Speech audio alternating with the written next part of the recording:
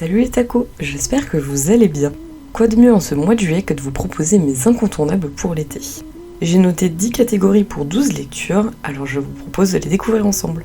Qui dit été dit lecture à la piscine, à la montagne, ou même à la maison au frais. Que vous soyez ou non en congé, c'est toujours une bonne période je trouve pour dévorer une série.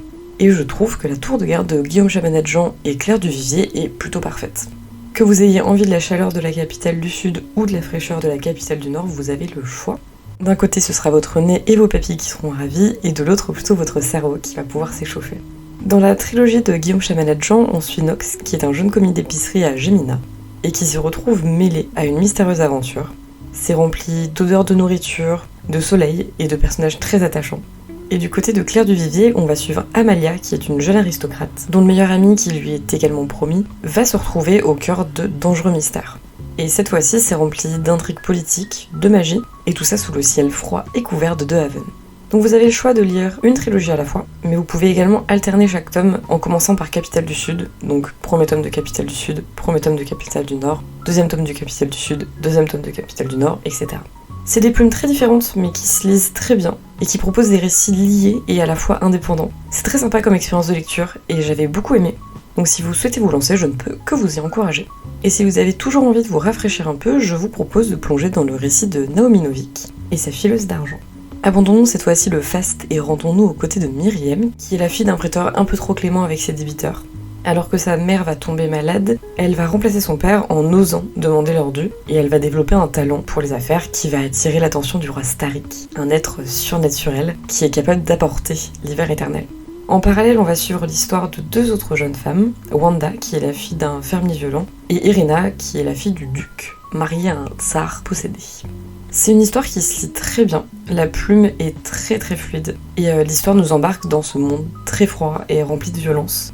La sororité, c'est un synonyme de survie dans ce monde, où les Starik, ces barbares qui volent or et argent, violent également les femmes et tuent les innocents, donc c'est plutôt important de se serrer les coudes. Les destins de ces trois filles sont très intéressants à suivre, et c'est super intéressant aussi de voir évoluer leur peur, leur détermination, et voir aussi éclore les complots. Donc quoi de mieux pour une petite lecture addictive cet été. Si vous avez toujours foi en l'amour malgré ce récit, peut-être souhaiteriez-vous découvrir une petite romance pour enchaîner. Et j'espère que La Chasseuse et l'alchimiste d'Elsensaft pourrait vous plaire. Evelyn, c'est une des meilleures alchimistes du pays. Alors que le Hala, créature mythique, fait son apparition et que s'ouvre la fameuse chasse, sa fille Margaret n'a qu'une seule idée en tête, gagner afin que sa mère rentre enfin à la maison. Elle va être rejointe, bon gré mal gré, par Wes, qui, congédié par tous ses maîtres, espère trouver auprès d'Evelyn une dernière chance, et enfin devenir alchimiste. C'est un slow burn tout doux, avec quelques scènes spicy mais non toxiques. L'histoire est plutôt simple, mais les personnages sont très attachants, et l'univers est plutôt intéressant. Par contre, c'est une romance avant d'être une fantasy, donc vous attendez pas à ce que la chasse soit l'élément principal du récit. Et d'ailleurs, pour rester dans le mood un peu cosy, et cette fois-ci dénué de scènes spicy, je vous propose d'ouvrir l'encyclopédie féerique d'Emily Wilde de Ever Fawcett. Emily, c'est l'experte mondiale en dryadologie. Elle travaille jour et nuit pour publier pour la première fois au monde une encyclopédie féerique. Et dans ce tome, elle se rend dans un village nordique pour y étudier les fées les plus rares au monde, les recluses. Mais sur place, son rival Wendell Bumblebee la rejoint pour l'aider. Donc s'ensuit alors une étude plus dangereuse que prévu. J'avais passé un très bon moment avec ce livre, c'est doux, l'histoire est intéressante, les péripéties et les personnages sont parfois un peu entendus, mais dans l'ensemble c'est une aventure très sympa. Et la relation entre les deux personnages est plutôt platonique, excepté 2-3 remarques sexuelles un peu trop masculinistes. Et les échanges sont plutôt de très bon goût, donc je ne peux que vous conseiller cette petite lecture cosy. Et j'ai hâte de lire la suite d'ailleurs. Et si vous n'êtes toujours pas rassasié de ces histoires douces, et que vous avez envie de changer un peu de format, je vous propose 3 histoires qui me paraissent bien adaptées sous format graphique. Restons sur des éléments de romance toute cute avec She Wasn't a Guy de Sumiko Arai. C'est l'histoire d'Aya, qui est une lycéenne populaire qui adore la musique, et alors qu'elle se rend chez son disquaire, elle tombe sous le charme de la personne qui la sert. Mais cette personne, c'est en réalité une de ses camarades, Mitsuki. Tout le manga tourne un peu autour de cette question, est-ce qu'Aya tombera amoureuse de cette fille ? C'est un slice of life avant même d'être un shoujo, je trouve. On suit la vie de ces lycéennes, leurs tracas, leurs amitiés, leurs amours, et surtout cette relation entre Aya et Mitsuki qui se limitera peut-être pas qu'à la musique. C'est chou et c'est très agréable à lire, donc je vous le conseille fortement. Si vous préférez une histoire complète toute douce, je vous propose Happy Ending de Lucie Brion. À travers 3 histoires, l'autrice va mettre en scène des récits d'amour et d'amitié, avec des personnages attachants, parfois loufoques et surtout sensibles. C'est doux et c'est parfait pour l'été, je trouve. Et enfin, en graphique tout mignon, Petit requin de Penguin Books. Là, on est sur un ouvrage de scène de vie de petit requin dans son quotidien. C'est plutôt jeunesse et c'est tout doux, c'est adorable et c'est surtout super chou. Je l'adore et pour l'instant, il y a 3 tomes. Après ces émotions positives, si vous avez envie de reprendre un peu de mélancolie, voire de tristesse, le tout dans un beau pavé, n'hésitez pas à vous tourner vers Zephyr Alabama de Robert McCammon. Dans ce récit, plongez dans la ville tranquille de Zephyr en Alabama en 1964. Corey Merkenson, c'est un jeune garçon de 11 ans, dont le père est livreur, et un matin, alors qu'il l'accompagne sur une tournée, ils vont être témoins d'un accident, et à partir de ce jour, leur quotidien va paraître plus sombre, et des forces puissantes et mystérieuses vont avoir l'air de prendre un peu plus de place.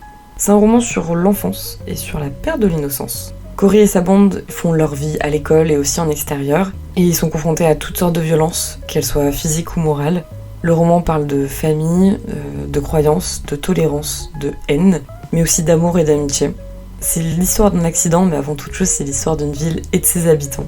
Ça avait été un gros coup de cœur et je peux que vous encourager à lire ce roman qui est beau, doux, mais aussi violent. Et si vous avez envie de lire d'autres aventures plus variées, peut-être moins chargées, et si vous souhaitez reprendre un peu votre souffle, après ces très nombreuses pages, quoi de mieux qu'un petit recueil de nouvelles signé Ursula K. Le Guin. Aux 12 ans du monde recueille 17 nouvelles, plus ou moins longues, à la fois de fantasy, de science-fiction, mais aussi parfois de fantastique. C'est une très belle façon, je trouve, de rencontrer la plume de l'autrice qui est à l'origine des cycles de Terre-Mère et de l'Écoumène, et de tant d'autres choses. C'est une plume sublime qui sait vous porter là où il faut. Et si vous n'avez pas eu assez de cette lecture pour vous délecter d'une plume, je vous conseille une autre autrice qui saura peut-être vous ravir, avec L'Étrange Malaventure de Mirella de Flore Vesco, qui est le livre parfait pour une nuit blanche. Cette fois-ci, dites adieu aux contes de fantasy, de fantastique, pour faire la rencontre du joueur de flûte de Hamelin. Dans ce village, vous allez découvrir la véritable version du conte, qui est détenue par la jeune Mirella, qui a le don de voir ce que personne d'autre ne remarque. C'est une réinterprétation féministe, qui est portée par son personnage principal et son rythme. C'est un roman musical, qui se lit un peu en fredonnant, et qui redonne son importance à la musique dans la vie, je trouve. Les thèmes abordés sont souvent durs, parfois doux, et quelques personnages permettent de se dire que la vie n'est pas si mal, il faut juste faire avec beaucoup d'autres personnes. C'est un texte qui m'avait bouleversée et j'avais adoré. Les personnages principaux m'ont beaucoup touchée, et Mirella et Peste occupent encore aujourd'hui une place particulière dans mon cœur. Alors que le chant de Mirella s'estompe dans ma tête, une autre voix se fait entendre dans la nuit, c'est celle d'un dragon. La cité des livres qui rêvent de Walter Mörs vous ouvrirait ses portes avec l'aide d'Hildegun Steinmetz, un jeune dragon aspirant écrivain de 77 ans. À ses côtés, vous découvririez la fameuse ville de Bouquimbourg, là où tout le talent du pays de Zamouni se rassemble. Vous embarqueriez dans cette histoire où la lecture peut rendre fou et où les livres risquent de vous blesser, voire de vous tuer. Si vous aimez les livres, cet ouvrage est fait pour vous. On y découvre une bonne partie des coulisses du monde du livre, le tout mené par un personnage hilarant, naïf, un peu béné parfois, mais surtout adorable. C'est un récit initiatique rempli de péripéties, de rencontres plus farfelues les unes que les autres, de mystères et surtout d'humour et d'émotion. Malheureusement, toutes les bonnes choses ont une fin, et après avoir quitté Bouquimbourg, l'heure de la rentrée se rapproche. Malgré tout, il reste un peu de vacances, donc profitons-en encore, même si rien ne va. Clara Hérault nous propose de plonger dans les pensées assombries de 2 sœurs. Dans son roman, les coquillages ne s'ouvrent qu'en été. Comme tous les ans, Léna et Phoebe se rendent sur la côte basque avec leur famille pour passer leur été. Sur place, elles vont retrouver leurs amis et leur quotidien estival. Mais cette année, Phoebe peine à retrouver son souffle après une première année à la fac très difficile. Et Léna veut noyer ses pensées à travers le surf et les soirées sur la plage. C'est un récit touchant qui identifie avec justesse les angoisses, les incompréhensions, les problèmes de communication, mais aussi les questionnements qui peuvent nous traverser.